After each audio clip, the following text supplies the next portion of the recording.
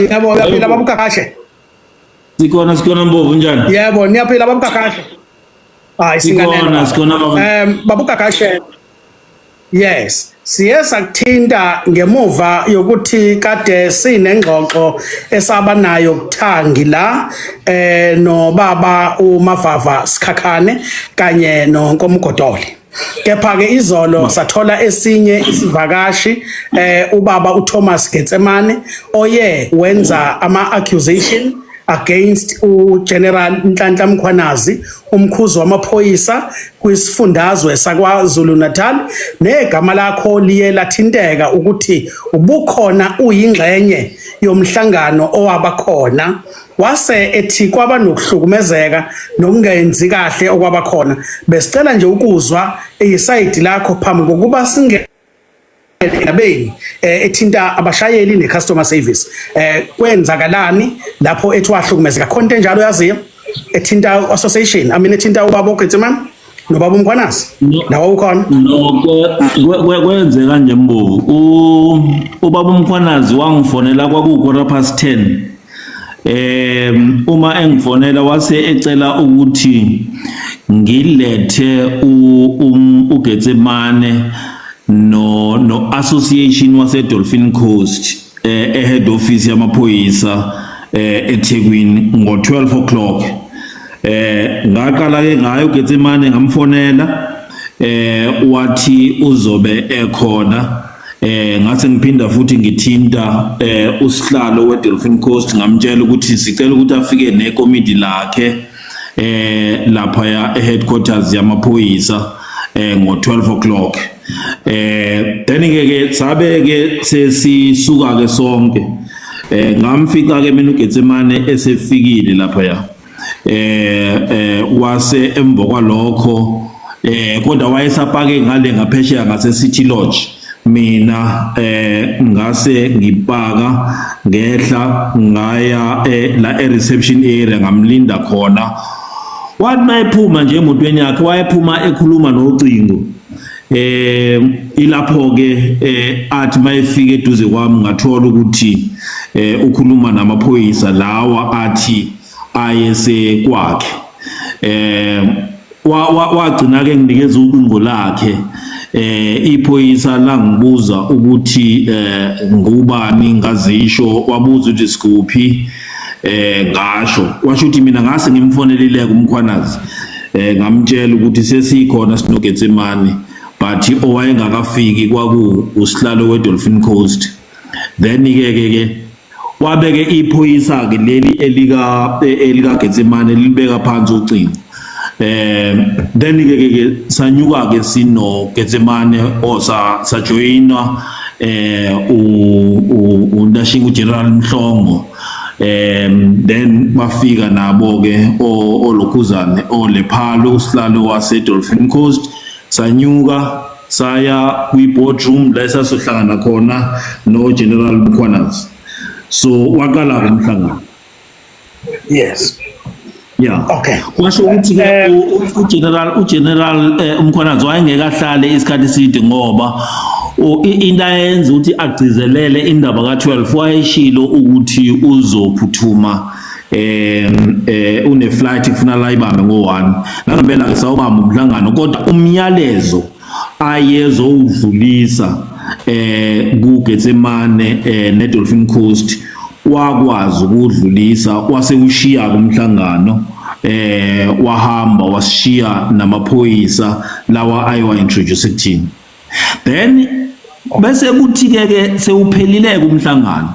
mina noGetsemane sesihamba nawo wonke umuntu ngase ngifonelwa uGetsemane ecela ukuthi ake ngifonele uMkhwanazi ngimcela ukuthi amfonele ngoba ekhaya amaphoyisa lawaya engazi ukuthi kukhona inkinga ayidalile ngamtshela ngamfonela uMkhwanazi ngamnikeza inamba kaGetsemane wase uMkhwanazi wamfonela uGetsemane ake baxoxa ke lapho ake angizange sazi ukuthi waqhubekana emva kwalokho Umbuzo nje ngizobuza mhlambe into enanibizelwa yona ithinta imboni, ithinta nina private, ithinta umphakathi wase South Africa, indaba enanibizelwe ubaba uMkhwanazi.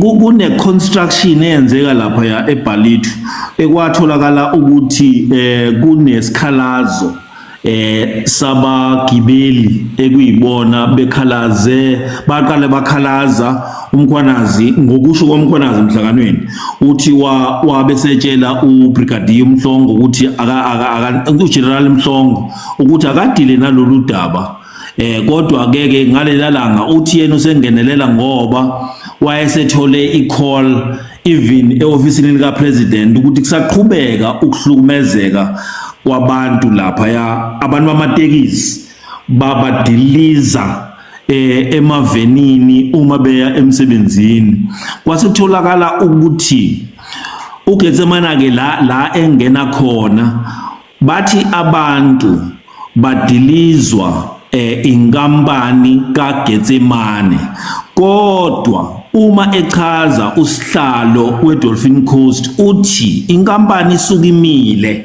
not ukuthi yona ekhipha abantu physically kodwa isuke imile wasethi uMkhwanazi ke inkinga kaGetsemane ozobhekana nayo ezinkampani ukuthi wena ibrandiwe inkampani so abantu kulula ukuthi bayibone kodwa laba abasuke benza abamatekisi ababrandiwe bona so ingakho ke abantu abacomplainayo bezokhala ngenkampani ngisho ngabe kuthiwa imile kodwa bazokhala ngenkampani ngoba iyona abayibonayo ibrandiwe so ke wasethi ke kuzobaleka ukuthi ke bayilungise leyo tshela association musana ukusebenzisa inkampani ngoba inkampani izogcina ingena enkingeni even nakwasira so ke kwakunjalo nje.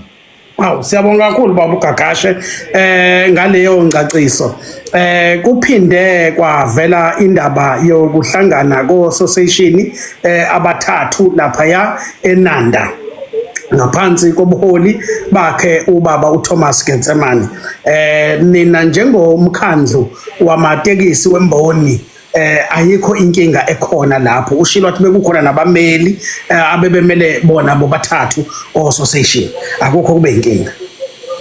Hayi thina nje ngokwethu kwazi akukho kuyinkinga okuthinta thina njengoba besho ukuthi babezihlanganela bona beyama-association amathathu thina sithola izinto ngoba sebezifinalizile. Okay. Right. Angizokwanda ke ngokunye okuseceleni ngizocela ukuthi siye kwindaba kaBaba uMavava umfoka Sikhakhane. La khona kwangena insizwa la esencane emele abashayeli bamatekisi igama layo kuthiwa uNkomgodole. Ngiyathemba uyayazi ngoba isibuye ithinteke nakweze politiki. Ikhala ngokuthi kunabashayeli abaholelwa o450 to 600 ngeviki embonini bazibona bexhaphazeka ngoba noma umshayeli kutholakala ukuthi kufika isimo sokuthi uyashona uthola ukuthi akabi nalutho olusala lutholwa umndeni kwavela nento yokuthi abashayeli uma kutholakala ukuthi mhlawumbe kunecala elizoreportwa ipassenger ukuthi liphatheke kabe emotweni umshayeli uthe efika isinqumo sisuke sesithathiwe ngoba uthe efika kube kuthiwa kabeka 1000 phansi noma 1500 phambi kokuba ikhulunywe indaba leyo kodwa usuke sehlawulisiwe yena kwesinye isikhathi kwaze kwavela umshayeli la owathi yena wahlawuliswa kungafanele so ke ubaba uMavava samfaka kusuka lapho ukuthi cha nansi indaba ekhulunywayo la ngoba wayezele ukuzoklina igama lakhe elalikade lithintekile estoryini sendaba online izindaba online la kwakuthiwa khona okwenzekile enkandla kodwa ke kwacaca ukuthi cha ubesukela umbuzo ke baba uZondi indaba le ethinta abashayeli customer service ngoba ukuthi nina nithi customer is always right kanti umshayeli yena uyacindezeleka mangabe umxosha uphuma ne-USB kuphela emotweni. Uthini wakho umbono uphatha abashayeli, imboni ithini nge-customer service namalungelo omshayeli? No, ngicela ukuthi ngiqale nge-customer service. Kubalulekile ukuthi siyimboni siloko siyigcizelela le ukuthi i-customer ilona elibaluleke kakhulu kule mboni yethu yezokuthutha. So kufanele ukuthi senze konke okusemandleni ethu ukuthi silekelele ukuthi i-customer likwazi ukuthi libuye nakusasa, likwazi ukuthi libuye nangaphambi kokusasa. So ke lokho ke sizokwenza ngokuthi sibambisane nabo o-driver. Zizoba khona ke ingqinamba kusemsebenzini la, kodwa egcineni kufanele sikhumbule ukuthi umuntu obalekile kuthina sobabili i-passenger. Asikwazi ke thina ukuhambisana nananobani umuntu ongeke alibeke phambili i-passenger. Kuzobaleka ukuthi ngaso sonke isikhathi simbeke eqhulwini umuntu okuyena owenza ukuthi thina no driver siphile. So ke kwasanthakho ke sizoloke sisho ke ukuthi i-customer lizohlale li right, hayi ngoba sithi li right, kodwa i-customer ilona muntu obalekile ekuzofanele ukuthi simbekezelele ngisho ngabe kuthiwa unalo iphutha, ngoba uyena basiwethu, uyena muntu esithenge imoto, uyena muntu udriver adrive imoto ukuze amhambise emsusa ku point A emusa ku point B. Ukuthola ukuthi imbovu kungena ipassenger liphuzile emotweni, asikwazi ukuthi sithi alingangene lipassenger. Yabona li wrong nje ukuthi lingene la emotweni liphuzile, kodwa siyimboni kufanele siqonde lokho ukuthi asilineseke, sizame ukuthi silisuse leliya khona liye leliya khona. Ngake ngathi ngelinye ilanga ngathola ukuthi ipassenger livumelekile ukuthi lingene ebhanoyini lidakiwe, kodwa yazi mangase kuthiwe nje ematekisini siyawaxosha ama-passenger afika edakiwe ematekisini, kungabi indaba izekwayo.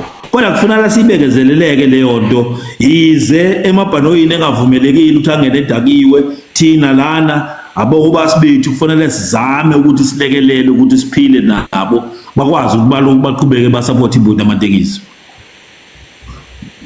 Kakasho mkhulu, eyomshayeli nomvuzo wakhe uthini owakho umbono njengomuntu ophethe embonini, especially kwi-province yaKwaZulu Natal? Ngiyacabanga futhi ukuthi uyahlala naku-national, so ngikhuluma nesibonda sangempela, akekho omkhulu odlula wena la embonini. Uhulumeni eSouth Africa wakha i-minimum wage ngo-2016, wakha i-minimum wage ya-taxi driver no-rank marshal, kodwa kasikhulumi ngo-rank marshal, sikhuluma ngo-driver. I-minimum wage ngo-2016 yayiwu-3,218.57 cent. Iyona mali ayishiwongo uZondi, ayishiwongo uSantaco, yashiwo uhulumeni eSouth Africa ukuthi akekho udriver oshayela itekisi okufanele ukuthi ahola imali engaphansi kuka 3,218.57 cent ngo-2016. Kufanele ke kuya nokuthi ke wena ufaka ipercentage engakanani every year kule mali, ngoba phela ukuthi ayile yamali ngo-2016 akusho ukuthi namanje iyilo mali. So ke uma ukuthi wena we add ngo 10% to date